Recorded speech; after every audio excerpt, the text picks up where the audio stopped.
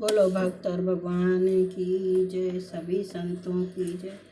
मेरे गुरुदेव श्री रामभद्राचार्य जी महाराज की जय। आप सुन रहे हैं श्री हरि ध्यान निष्ठ भक्तगण की कथा। अब आप यज्ञ पत्नियों की कथा सुने। श्याम सुंदर, हमें बहुत भूख लगी है, कोई भी उपाय करो। गांव ने भरपेट कोमल हरित तृण चरकर सुशीतल यमुना जल पी लिया था और अब वे वृक्षों की छाया में बैठकर नेत्रों को आधा बंद करके रोमंथ कर रही थीं। कभी कभी उनकी पूंछें इधर उधर हिल जाती थीं। चंचल बछड़े मयूरों बंदरों के पीछे दौड़ रहे थे और कुछ श्री कृष्ण चंद्र के समीप बैठे थे। एक ही शिला पर एक वृक्ष के नीचे श्री कृष्ण और बलराम दोनों विराज रहे थे। सखाओं ने पृथक जाकर परस्पर कुछ कानाफूसी की और अंत में एक साथ ही सब दोनों भाइयों के समीप आए। सबकी ओर से मधुमंगल ने प्रार्थना की। आज दोपहर का कलेऊ आया नहीं था। गायें चराते खेलते सब लोग बहुत दूर मथुरा की दिशा में चले आए थे। कलेऊ लेकर आने वाली गोपियां संभवतः बहुत ढूंढ कर भी इन लोगों तक नहीं पहुंच सकी थीं। वह देखो, थोड़ी दूर पर धुआं उठ रहा है। मुझे बाबा ने बताया है कि मथुरा के ब्राह्मण वन में आकर यज्ञ कर रहे हैं। उनसे जाकर कहो कि बलराम और श्री कृष्ण के लिए अन्न दो। ब्राह्मण अतिथियों का सत्कार करने वाले होते हैं। श्री कृष्ण ने एक और अंगुली से संकेत किया। सबके सब उधर ही दौड़ गए। द्विजोत्तम गण, आपको प्रार्थना प्रणाम। हमें बलराम तथा श्याम ने भेजा है। वे दोनों बहुत भूखे हैं और हम लोगों को भी भूख लगी है। अतिथि सत्कार से आपके यज्ञ में कोई दोष नहीं आएगा। भूमि में लेटकर प्रणाम करने के अनंतर गोप बालकों ने प्रार्थना की। ब्राह्मणों ने उधर देखा तक नहीं। यह उपेक्षा देखकर वे निराश होकर लौट आए। पुरुष तो निर्दय होते ही हैं, स्त्रियां दयालु होती हैं। अब की बार यज्ञ मंडप में न जाकर स्त्रियों के लिए जो आवास बना हो वहां जाकर विप्र पत्नियों से कहो, वे अवश्य तुम्हें तुष्ट करेंगी। नंदनंदन ने सब सुनकर कहा, कन्हैया, अब तो हम नहीं जाएंगे। तू स्त्रियों में हमें भेजकर उन मथुरा के मोटे ताजे चौवों से पिटवाना चाहता है। स्त्रियों से तेरी ही पड़ती है, तू ही जा। मधुमंगल ने रुष्ट होकर अस्वीकार कर लिया। भैया, यहाँ और कुछ है भी नहीं। इस वन में फल भी तो नहीं है। मुझे तो इतनी भूख लगी है कि चलने में भी असमर्थ हूँ। मेरे कहने से एक बार और जाओ। जब वह मयूर मुकुटी अनुरोध करें तो टालने का साहस ही किसमें है। वीर साध्वियों, हम आप सबको प्रणिपात करते हैं। नंदनंदन ने अपने अग्रज के साथ गाय चराते हुए समीप तक आ गए हैं। उन्होंने ही हमें आपके समीप भेजा है। वे बहुत भूखे हैं और हमारी सबकी भी यही दशा है। कृपया करके आप कुछ भोज्य पदार्थ प्रदान करें। इस बार सुबल ने प्रार्थना की। हमारे सौभाग्य संपूर्ण नारी आवास में हलचल मच गई। हाथ के कामों को एक ओर फेंक कर स्वर्ण थालों में बड़ी शीघ्रता से पकवानों को सजाने में सब आतुरता से व्यस्त हो गईं। कौन सोचे कि इतना पदार्थ क्या होगा। अनेक प्रकार के चब्बे, चौस्य, लेह और पेय अधिक से अधिक मात्रा में वे अपने पात्रों में भर लेना चाहती थीं। बड़ी शीघ्रता से थाल सजाकर उन्होंने कहा, चलो हमें उन नंद कुमार तक पहुंचा दो। बहुत दिनों से उन मनमोहक के अपूर्व सौंदर्य एवं गुणों का वर्णन सुनते आ रही थी। बड़ी उत्कंठा थी उस भुवन मोहन को एक बार देखने की। गोप कुमारों को आगे करके वे निकल पड़ी। ब्राह्मणों ने देखा कि उनकी स्त्रियां स्वर्ण थाल सजाए गोप बालकों के साथ जा रही हैं, तो वे शुक्र श्रवा छोड़कर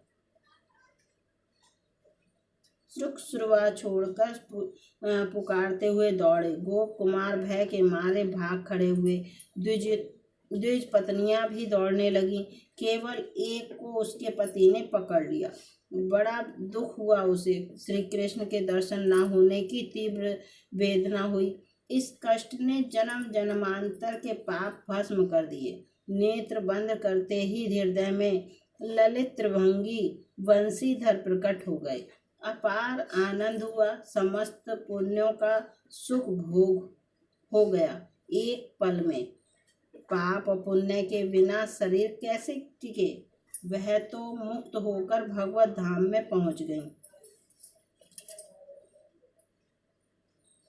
इंदिवरदल श्याम शरीर, स्वर्णाभ पीतांबर धारण किए, गले में बनमाला तथा गुंजाओं की माला, सिर पर मयूर मुकुट, अनेक धातुओं से शरीर को नटों की भांति सजाए, एक सखा के कंधे पर दाहिना हाथ रखे और बाएं हाथ में एक विकच कमल लेकर घुमाते हुए मनमोहन को विप्र पत्नियों ने दूर से देखा। उन्होंने कानों में अधखिले कमल पहन रखे थे। कपोलों पर घुंघराली अलकें आ रही थीं और उनका मुख कमल मंद मुस्कान से शोभित था। आकर उन द्विजपत्नियों ने स्वर्ण थाल संपूर्ण सम्मुख रख दिया और एकटक उस मनोहर मूर्ति को देखने लगी। आप लोगों का स्वागत है। आपने बड़ा कष्ट किया, मुझे देखने आप आईं। यह ठीक ही हुआ। अब आप सब लौटें। आप लोगों के पति आपकी प्रतीक्षा में होंगे। आपके बिना उनका यज्ञ कार्य रुका रहेगा। बड़े मधुर स्वरों में श्याम सुंदर ने उनसे अनुरोध किया। आप इस प्रकार निष्ठुर की भांति ना बोलें। आपने शरणागत का परित्याग ना करें। आपने शरणागत का परित्याग न करने की जो प्रतिज्ञा की है उसे सत्य करें। अपने समस्त बंधुओं का अनादर करके हम आपके श्री चरणों की शरण में आए हैं। हमारा परित्याग आपके लिए उचित नहीं। भला हमारे पति, पिता, पुत्र और भाई हमें अपने घरों में अब क्यों रहने देंगे? हम आश्रयहीन हैं। हे सर्वस्व, हमें आश्रय दें। रोते हुए उन सब ने प्रार्थना की। आप व्यर्थ शोक कर रही हैं। आपके पति आप लोगों का अनादर नहीं करेंगे। मेरे शरणागतों का तो देवता भी स्वागत करते हैं। आप घरों को लौटें, मर्यादा का पालन करें। श्याम सुंदर ने विवश किया। इच्छा न होने पर भी किसी प्रकार उन्हें लौटना ही पड़ा। उनके जाने पर मोहन ने अग्रज तथा सखाओं के साथ उनके लाए अन्न को उत्साह के साथ ग्रहण किया। जो अवशेष रहा उससे वन के कपियों ने अपनी तृप्ति की। द्विज पत्नियां श्री कृष्ण के पास से लौटी थीं। वे पतित पावन हो चुकी थीं। उनको देखते ही ब्राह्मणों के हृदय का मल दूर हो गया। उनकी बुद्धि शुद्ध हो गई। उन्हें बड़ा पश्चाताप हुआ कि उन्होंने सर्वेश्वर की याचना की उपेक्षा कर दी। ऐसी भगवत भक्ता स्त्रियों के पति होने के कारण उन्होंने अपने भाग्य की भूरी भूरी प्रशंसा की।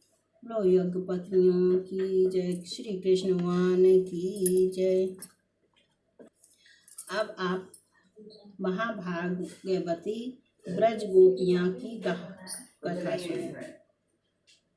ब्रज की गोपांगनाओं के संबंध में हम जैसे पामर पुरुषों का कुछ कहना ही अपराध है।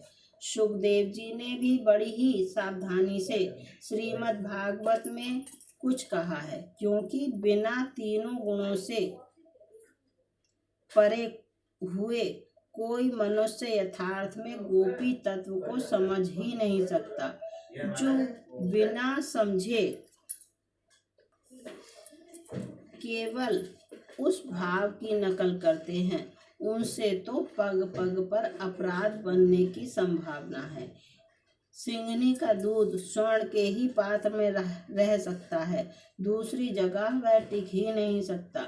वह इतना गूढ़ रहस्य है कि आदर्श का भी आदर्श माना जाता है।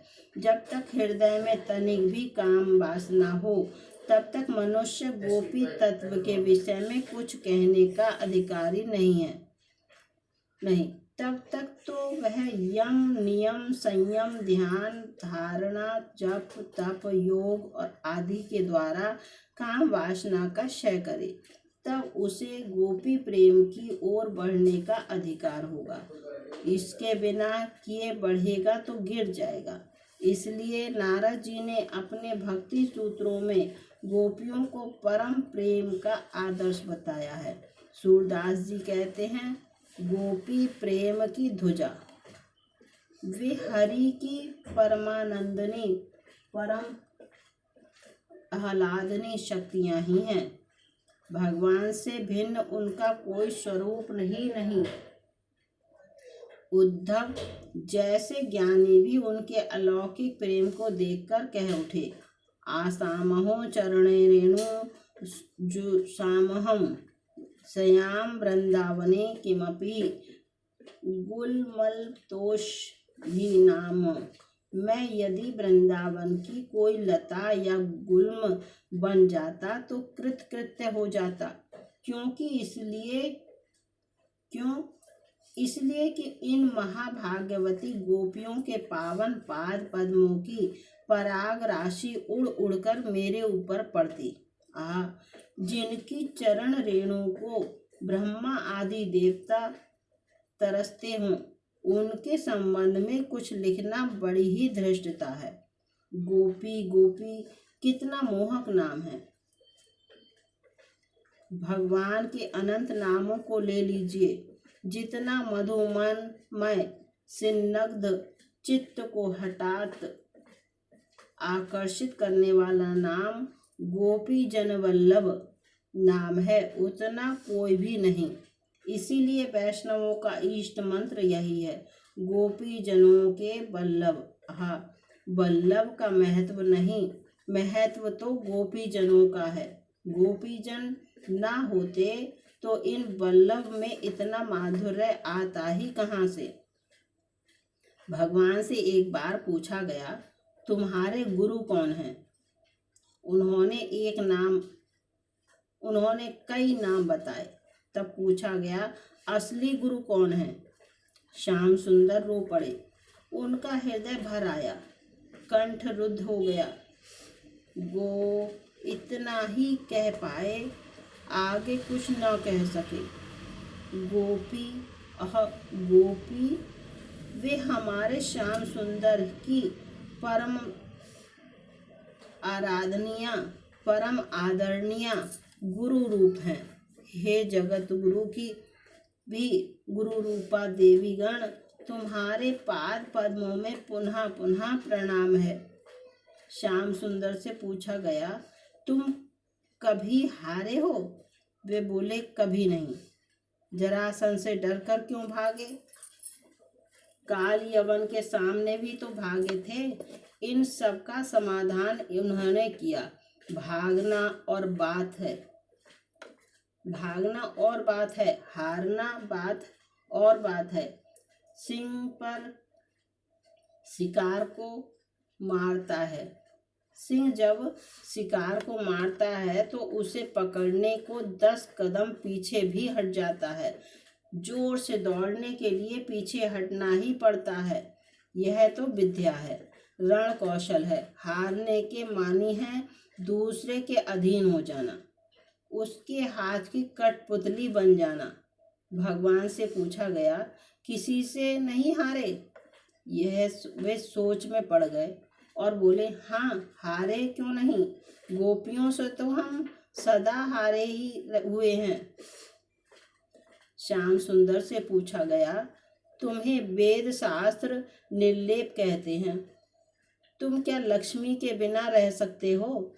वे बोले, अवश्य, इसमें क्या, वह तो मेरी दासी है। क्या ब्रह्मा के बिना रह सकते हो? उन्होंने कहा, मेरे प्रत्येक श्वास में अनंत ब्रह्मा उत्पन्न होते हैं और प्रश्वास में बहुत से ब्रह्मा पेट में चले जाते हैं। तो क्या जगत के बिना भी रह सकते हो? भगवान ने कहा, जगत तो मेरी भ्रुकुटी के संकेत में पैदा होता है और पलक मारते ही समाप्त। फिर पूछा, क्या वृंदावन के बिना, क्या ब्रजांगनाओं के बिना रह सकते हो? श्याम सुंदर रो पड़े, नहीं, यह मैं सुन भी नहीं सकता। रहने की तो बात ही अलग रही। गोपी तत्व को अभी तक किसी ने ठीक ठीक समझा ही नहीं। आगे भी कोई यथार्थ में समझेगा ऐसी आशा नहीं है। रसमर्मज्ञ आचार्य गण गोपियों के 4 भेद बताते हैं। नित्य गोपी, ऋचा रूपा गोपी, ऋषि रूपा गोपी, पुण्य प्राप्ता गोपी। एक तो सदा जो गोलोक में भगवान के साथ रहती हैं, वे गोपिकाएं वृंदावन में अवतरित हुईं। दूसरी, वेद की ऋचाओं ने बड़ी तपस्या की थी, वे गोपी रूप में प्रकट हुईं। तीसरे, ऋषियों ने दंडकारण्य में प्रभु से कांता भाव के रसास्वादन का वरदान मांगा था, वे गोपी रूप में प्रकट हुए। चौथे, जिन्होंने सुकृत कर्मों से ऋषियों के वरदान से कृष्ण वल्लभा होने का वरदान पाया था, ये सभी कृष्ण प्रिया और भगवत अनुगामिनी हुई। श्री गोपी जनों के संबंध में एक बात और है, जैसे सुनने समझने के भी अधिकारी सब नहीं। आज तक इतिहास में श्रवण भक्ति के सर्वश्रेष्ठ उदाहरण महाराज परीक्षित जी हैं। इनसे बढ़कर श्रोता तो कदाचित ही कोई हो, क्योंकि इन्होंने स्वयं कहा है, सबसे अधिक दुस्सह भूख प्यास है, जो वह भी मुझे तनिक भी क्लेश नहीं पहुंचा रही है, क्योंकि आपके मुख से जो हरि कथा रूपी अमृत टपक रहा है, उसे पीने से मैं सब कुछ भूल गया हूँ। सुखदेव जी ने यह सोचकर कि बड़ा अच्छा श्रोता है, इसे गोपी प्रेम की असली कथा सुनानी चाहिए, कथा प्रारंभ की। भगवान अपि ता रात्रि सरदोत्फुल्ल मल्लिकः, यहाँ से शुरू किया। भगवान की बंसी सुनकर कोई बच्चे को दूध पिला रही थी, वह वैसे ही भागी। कोई दूध दू रही थी, वहीं से चल दी। कोई अंजन लगा रही थी, एक ही आंखों में लगा पाई थी, वैसे ही भागी। कोई केस बांध रही थी, उसी दशा में चल दी। किसी ने कहीं का वस्त्र कहीं पहन लिया। यह इस तरह सुखदेव जी बड़ी उमंग में वर्णन कर रहे थे। बीच में ही परीक्षित जी बोल उठे, कृष्णम बिंदु परम कांतम न तु ब्रह्म तया मुने गुण ब्रह्मा हो परम तास्माम गुणिध्याम कथम। हे महामुनि, वे गोपिकाएं तो भगवान को अपना एक प्रियजन सुहृद मानती थीं। उनका श्री कृष्ण में ब्रह्म भाव तो था नहीं, तब उन्हें संसार से मुक्ति कैसे मिल गई? मुक्ति तो ज्ञान के बिना होती नहीं, और उनका चित्त आसक्त था माया के गुणों में। सुखदेव जी ने अपना माथा ठोका, अरे बाप रे बाप, यह अभी गोपियों को समझा ही नहीं। कहता है उन्हें मुक्ति कैसे मिली? ज्ञान तो हुआ ही नहीं। गोपियों की और मुक्ति, उनको और ज्ञान की कमी, प्रश्न सुनकर शुक्राचार्य जी बड़े जोर से बिगड़े और बोले, बाबा मैं तुझे पहले ही बता चुका हूँ कि अरे दुष्ट बुद्धि शिशुपाल उन अखिलेश्वर प्रभु से द्वेष करके ही मुक्त हो गया। जो भले मानुष ये तो उन परमेश्वर की प्रिया थीं, उन्हें प्यार करती थीं, उनसे कैसे भी संबंध हो तो सही, अब उनसे द्वेष करने पर असुरों को मुक्ति मिलती है। जब उनसे द्वेष करने पर असुरों को मुक्ति मिलती है तो प्रेम करने वालों को और फिर उन गोपियों को जिन्होंने अपना सर्वस्व उन प्रभु को ही समझ रखा है, उन्हें क्या मिलेगा? तुझे कैसे बताऊं? तू तो अभी मुक्ति के ही चक्कर में है। इसके बाद श्री सुखदेव जी ने भगवान की दिव्य रास लीला का वर्णन किया, जिसका रहस्य गोपी भाव की स्फुरना हुए बिना नहीं समझा जा सकता। श्री राधा जी के परम भक्त संत श्री हठी जी ने गोपियों की अपार महिमा को समझकर ही गोपी पद पंकज पराग होने की अभिलाषा निम्न मनोहारी पद्मों में व्यक्त की है। बोलो गोपी जनग्वाल की जय, कृष्ण कन्हैयालाल की जय, राधा रानी की जय, सभी संतों की जय, सभी भक्तों की जय। मेरे गुरुदेव श्री रामभद्राचार्य जी महाराज की जय। हरे कृष्णा।